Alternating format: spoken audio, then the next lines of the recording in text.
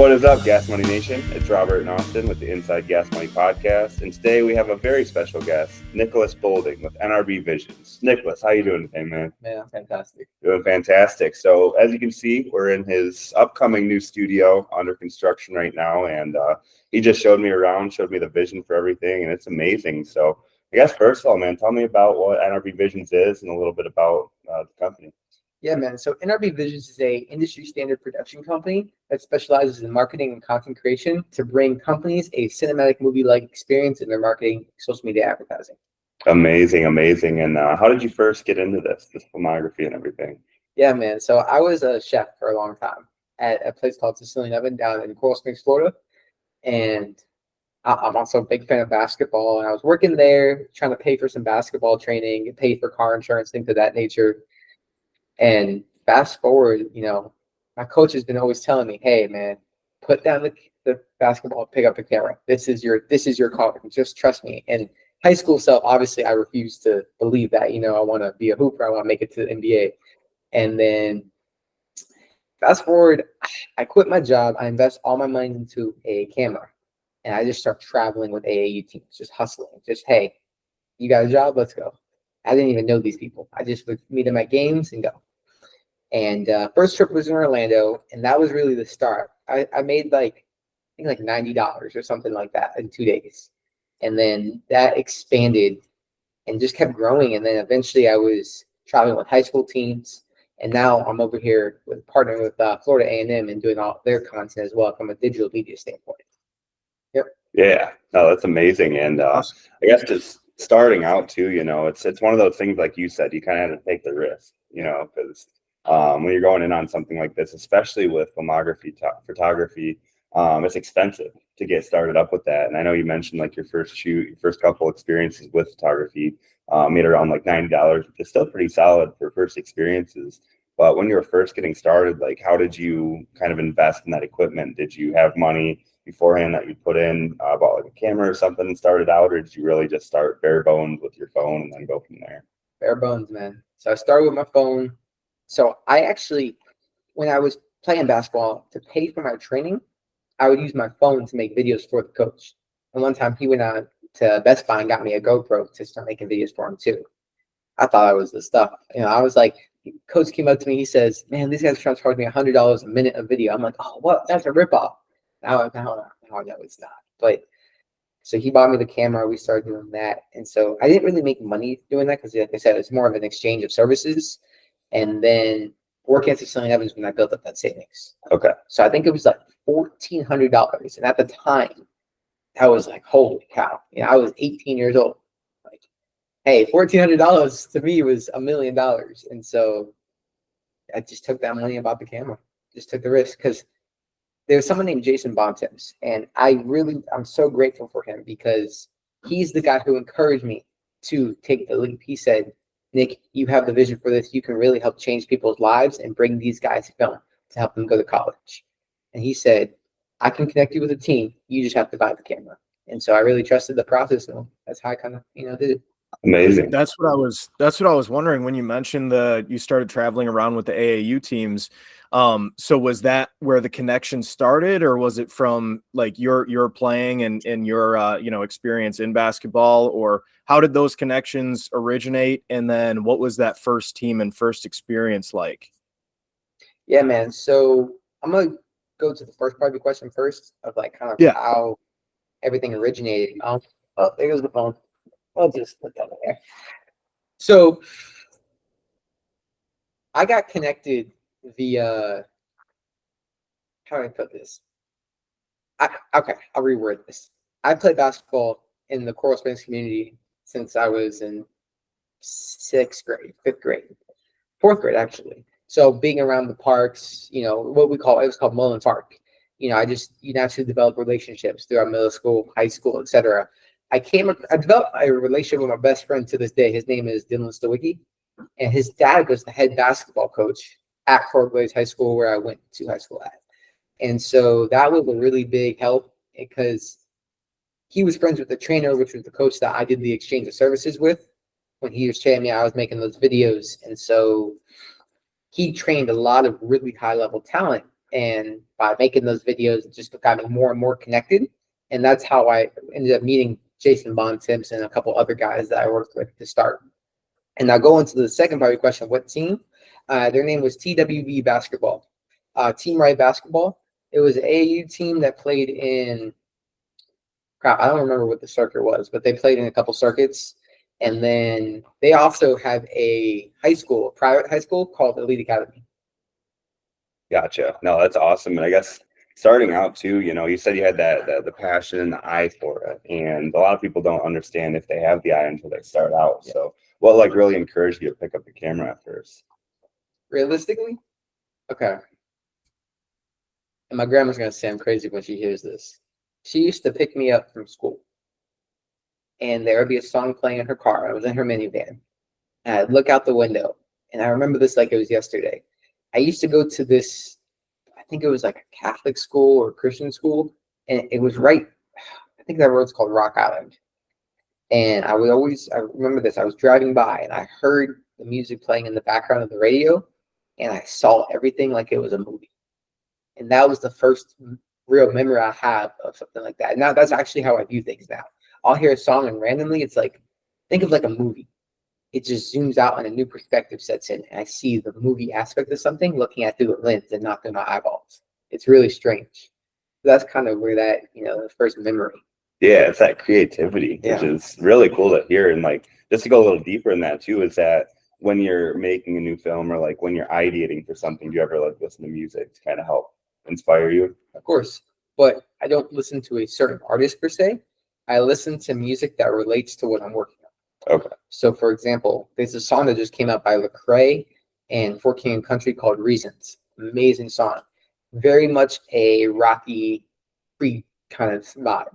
And so as I'm listening to the song, I'm like, I start seeing visions in my head of these scenes of someone boxing, someone getting injured, telling a story from start to finish of the song, and how it ends with them running and yelling, and it just goes black, like with a sound, like, you know? And so that'd be kind of the workflow to it. No, that's crazy. And what's so cool is you were able to kind of spot that. You were like, okay, this is different. I've never felt this before, and then now this is what I can go into to feel this all the time. And I'm sure that's where the passion started, and just the love for it, to be able to enjoy it, you know. And with filming and with videography, photography, all that stuff, anybody can obviously take a picture or a video. It might not be the best angle or anything like that, but where did then the editing process come into play? Because that's probably, is that a huge factor, or does it really not matter that much when you can get the angles and have the vision for it? Extremely huge factor. Editing is one of the most important skills to master, especially in this line of work. The reason I say that is when you go into editing software, well, let's even start from the beginning. Obviously, it does matter, the camera and the angle, and that's 75% of the picture, depending on your style of shooting, because everyone has a different style. Okay, so first you have to say, hey, I look at it like a chef, right, or an artist. Everyone has their certain way of painting. Everyone has a certain way of cooking. It's the same concept of videography and photography. And so, I'm like that again. What was the question? No, you're good. He was, Yeah, it was just getting into the editing aspect. So like, yeah, you were able to take the pictures, take the videos, have the vision, but then getting into the editing process, like what did that look like for your at the beginning, and how did it grow from there? Yeah, so like I was saying, everything's like a chef, right? And so you have to establish what your kind of shoot style is. The reason I bring that up is because some people can get it right in camera and have to do minimum editing, whereas other people, they can do 25% of the work in camera and fix everything in what we call post-production. And so how I kind of got into it, I was a really bad editor. I mean, I was bad. I always wanted to make Call of Duty videos. I grew up watching FaZe Clan, Pomage, and all these other guys. Oh and so I watched these montages. I was a quick scope. I love Black Ops 2 quick scoping. Yeah, the SR50, Ballista. Ballista was my stuff. I used to get people mad sometimes. Yeah, it was fun though.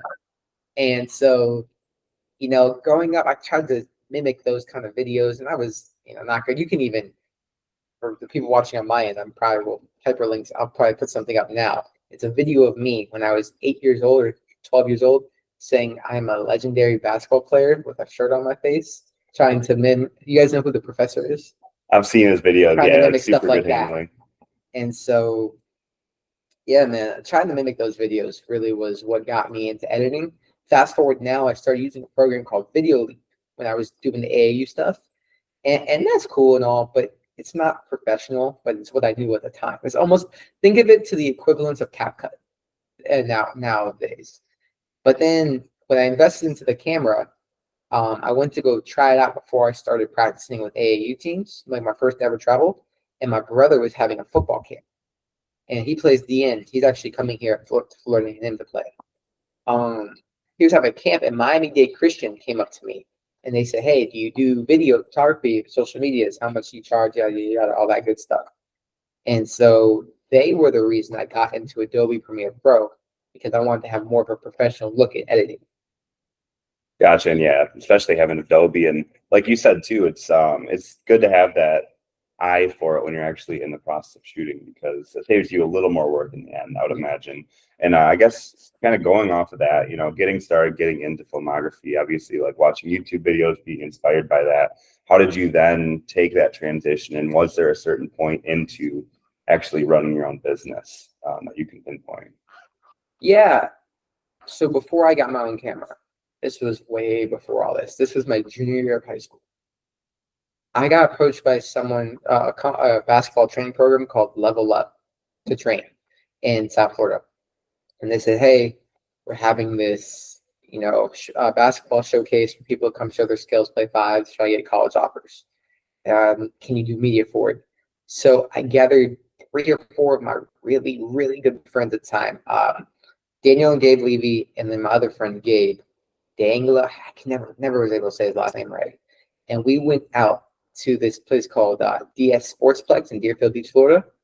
And I stuck each of them with an iPad or a phone on a cord, and I had them record games all day. So we had 4 of us. I made like $900 that weekend off mixtapes, and I was like, this could be something.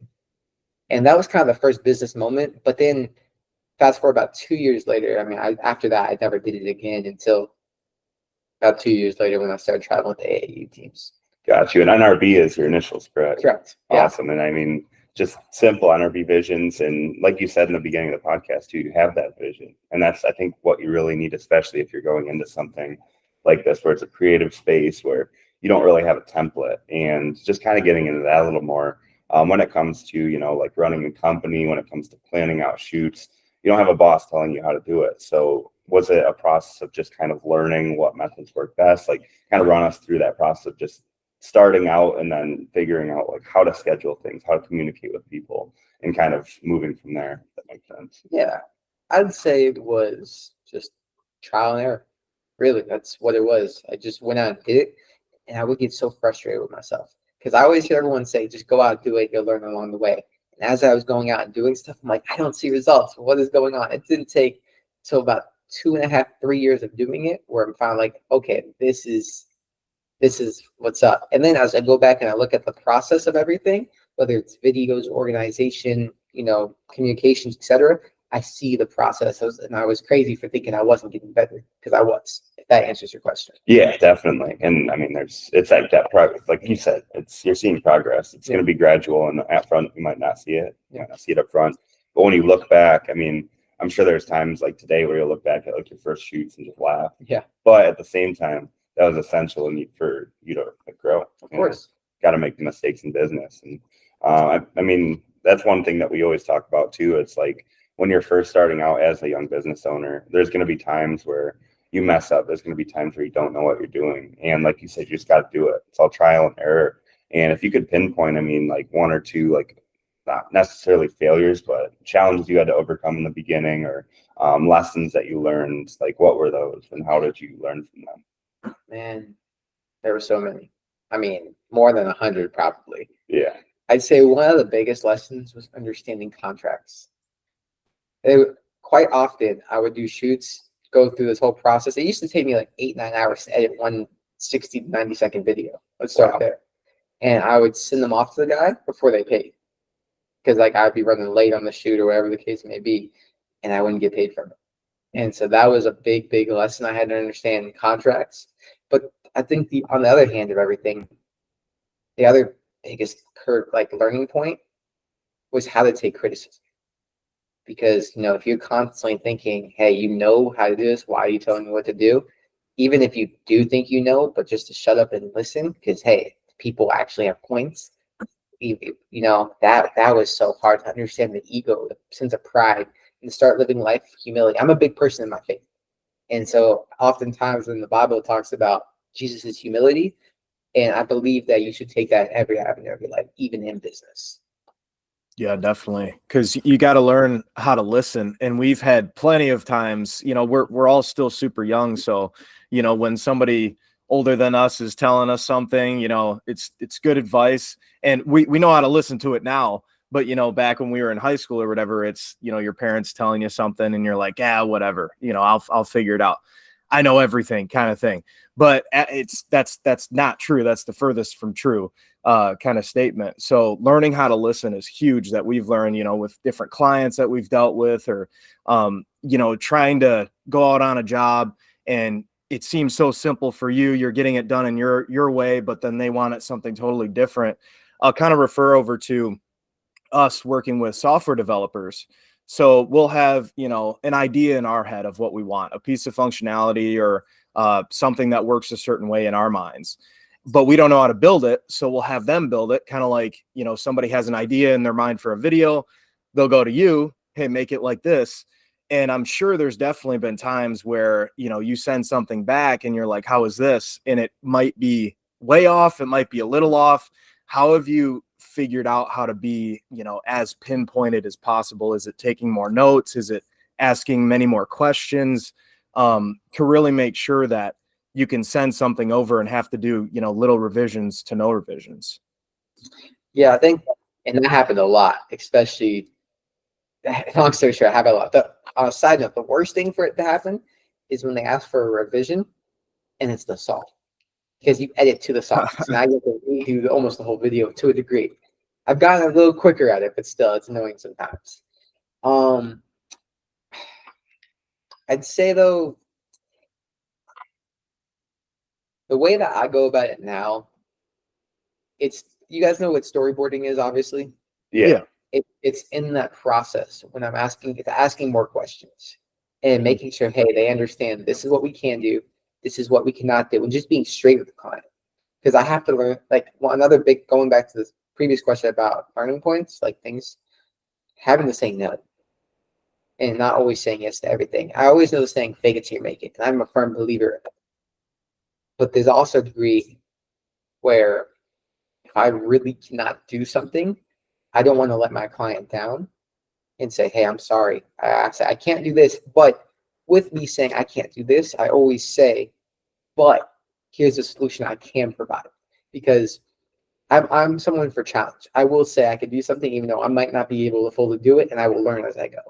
And I'm a firm believer in that. But there's also certain things I have to know my limits, or at least understand my limits where I'm at, and continue to push my boundaries to break them without disappointing my client or not being able to provide them a solution. Yeah, you can't overpromise in business, and that's the way you get burned. If you overpromise, we've done it before where there's a client with a big lawn, or there's a contractor that wants to get a certain amount of jobs, and we're like, yeah, we can do that for you. And then a couple of weeks later, we weren't able to fulfill that, unfortunately, due to not having enough jobs coming in or whatever it may be. And it looks worse on us than if we would have just told them straight up in the beginning, hey, look, we might not be getting this job done, or we might not be able to do this on time. And it just comes down to kind of understanding. I mean, it's all learning, obviously, but the more longer you're in business, the more experience you have with the way that things work, then you realize okay, maybe I'm not going to be able to get this done. And it's better to tell people up front. And that's what we realized. And like you said, and I thought it was kind of funny that you mentioned the music thing, editing a video to the music, because I've done that a couple times for gas money, gotten ready to post it, and then realizing that the song's copyrighted. So how do you deal with copyright and stuff like that? And are you able to use copyrighted songs in your videos, or do you have to either create music of your own or find non-copyrighted? Sure. Depends on my client. Okay. It's a big preface on my client. For a lot of my work with Florida A&M, they have a deal with Atlantic Records. So I can use any of them. I'm good. for clients that don't have those deals, the way I go about it, there are certain soft like companies that provide solutions, aka story blocks, epidemic sounds, motion array, and there's a couple others. Basically, you can purchase memberships to these things, whether it's personal all the way up to commercial work, and they'll cover you in liability and copyrighted music. So they will provide music for you to use. Got you. And does that include like mainstream music, or is that like their own library where you can use it and you're clear? Own library. Yeah, mainstream is a little different because you have to get permission from the labels, not even just the artist, because if they're signed to a label, then it's the label who may own their music, So you gotta get permission through there. 9 times out of 10, they're gonna want some sort of profitable cut or upfront fee, and so you gotta do your best to avoid those kind of situations if you can. But also look into Creative Commons, which is kind of a law based for creatives to kind of go off of and see if you're within your limits on certain things. Yeah, could you touch a little more on that Creative Commons? Is that just like if you're using it, obviously not for promotional purpose, does it have to be just strictly entertainment? Like, what does that go into? Entertainment. Okay, gotcha. Right. Much more. I don't really not the Yeah. legal pro at this. No, you're good. No, I got you. No, that's I mean, that's a huge thing that I never knew about, because I always thought, in our heads, it's like, okay, this is copyrighted. It's either going to be a lot of money or you got to have that deal, with the record company or whatever, which I'm sure it probably costs quite a bit. You're saying, some of these clients, they're probably, high level clients that have that budget, that are able to do that. And I'm sure, is that nicer? Is that a simpler process to be able to use, more than have to, find certain things that may be available? So much easier because, don't get me wrong. Since I have certain memberships, it makes it pretty easy to just go in there and look for the music to say, hey, what do I want? Now, choosing the music is the hard part, but the selection is easy. But when you are working with clients that do have those contracts, if you listen to mainstream music, you kind of already can picture the song. You'll know the lyrics, so you don't have to sit there and listen to all the songs. You can kind of go with that. Then you don't have to worry about the legality issues of it because they, you're just the one doing the work for them, putting the video together. They have all the contracts in place of what they can and cannot use. Right. Let's talk about experiences too. When you're in a business like this, one of the best aspects is no day is the same. No 2 days are the same. So obviously you've been working a lot with FAMU. You've been working a lot with local people in Tallahassee, all sorts of different businesses. Just tell us a little more about the experiences and kind of being on the road like that, traveling around to different places, and maybe if there's one you can pinpoint that was like very memorable. Talk about that. Oregon. I flew out to Oregon to FAMU played the Ducks. Great experience. Oh wow, yeah, I bet. You get to go to the Nike World headquarters and just being able to be a part of it, because working with FAMU, I'm going to step away from NrbVisions for a sec, but working with FAMU has been such a game changer for me, because it has allowed me to have the college experience in the sense of connections, in the sense of experience and learning, personal development, professional development, how to manage and lead a team, understand communications, and to travel and to be a part of dang near a professional team, because it is a university still. So to a degree, it is professional. Maybe not full-blown NBA, but it's up there. Yeah, they're so big. Yeah. They got a good football team. And how's that feel with that media badge? Like walking in, you get to go on the field, right? Yeah, of course. Yeah. Anywhere.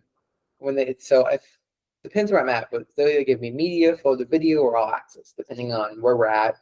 I think the coolest experience, though, one time I was at the Miami Hard Rock Arena, and I really thank God for this, because shoot, you told me this 2 years ago, I wouldn't believe it. I'm getting ready to run out of a tunnel with Florida A&M, reversing Jackson State, one of their biggest rivals, in a bowl game in the Hard Rock, and they're playing my video on the screen, and I'm about to run out with the team to thousands of fans. That's crazy. surreal. That had to have been for real. I would have gotten shivers. Like, wow. It was awesome. And then in front of me, I had one of the football players saying, "You said that he'll want war with us," and like he's jamming. And my boy Mari, he's ready, and it was great, man. That's awesome, bro. It's got to feel so good, especially seeing it on the big screen like that in the Hard Rock Stadium. Yeah. And it's got to be inspiring. And talking about inspiration, like if you could look back in the past, like transform to your past self and look in the future, like how proud would you be of just like what you've done so far, and more importantly, like the vision you've created for the future? I mean, touch on that a little bit. Before I do that, I want Go to say ahead. one point in the mental aspect of things, right? I think oftentimes we get caught up in like, hey, like the other day, my wife had to remind me. She said, "Babe, calm down.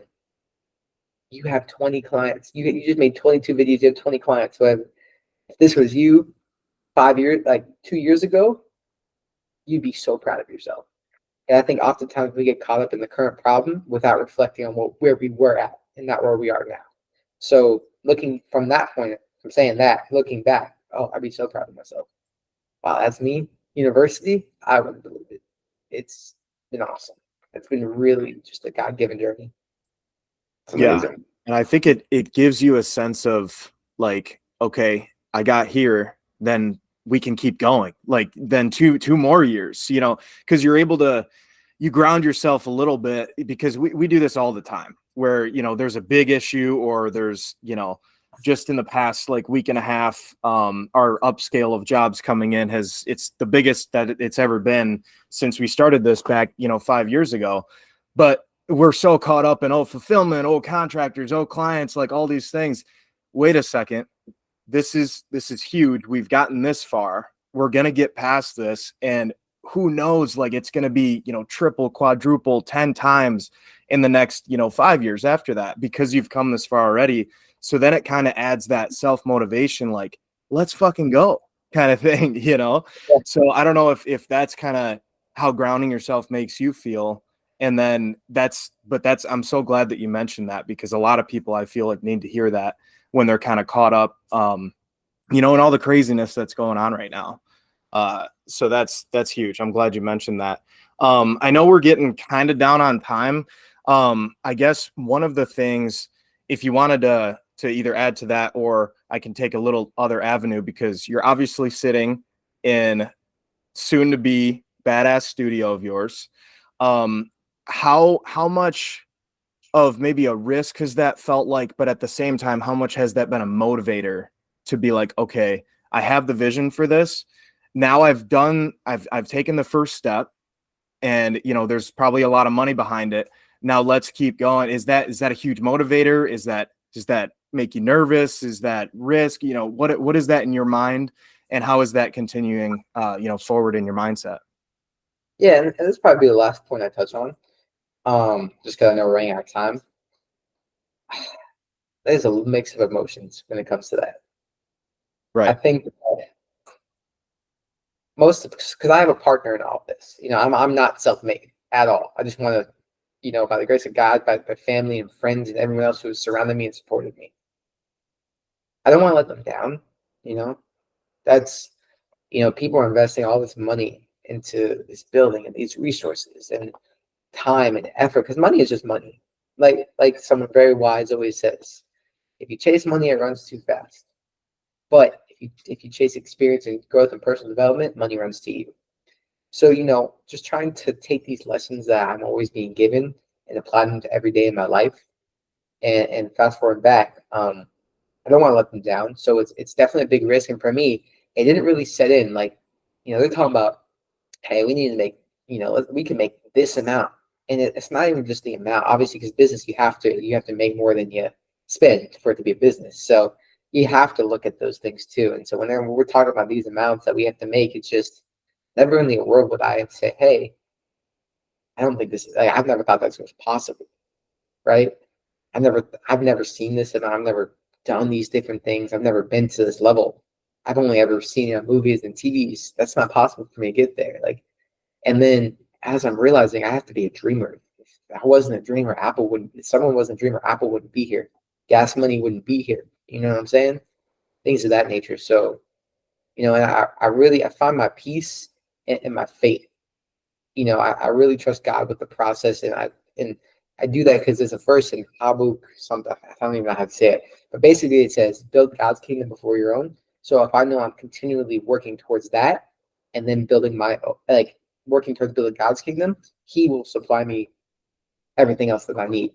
You know what I'm saying? And so I'm a firm believer in that, because that's how everything's worked in my life. From every opportunity, everything that has happened, you wouldn't even believe, and the way it has happened. So that's my take. Yeah, I love that, man. And when we first got in here too, for obviously you guys watching can see it's in the works of being developed. But I mean, Nicholas walked me through, and he's got all these ideas, putting the white room over there, putting the podcast room behind that window, the office is up top, and I can't wait to come back and check it out. It's going to be sweet. So before we wrap up, one more question we always ask all of our audience or guests that we bring on this podcast is, if you had any one piece of advice offered to upcoming young adults, maybe specifically in the film industry or in this industry you're in, what would that advice be? Shoot. Doesn't matter if you have a camera, a phone. Doesn't matter.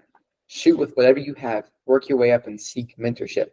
I believe in school, but I believe even more in mentorship.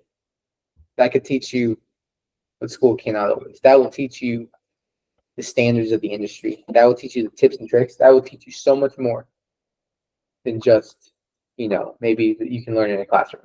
Yeah, and not be afraid to ask questions. Yeah, that comes right along with it. So exactly. Awesome, Nicholas. Well, thank you so much for hopping on today. Before we go, just shout out some of your plugs, your website, where people can find you. You can book us at NrbVisions.com. Currently live today, right now. You can also find us on Instagram, NrbVisions, on Google Business, NrbVisions, anything, NrbVisions, Facebook, you name it, we have it. Yes, sir. You guys heard it. So NrbVisions, Nicholas, thank you so much for hopping on today. And you're the man, brother. Guest, go get that gas money.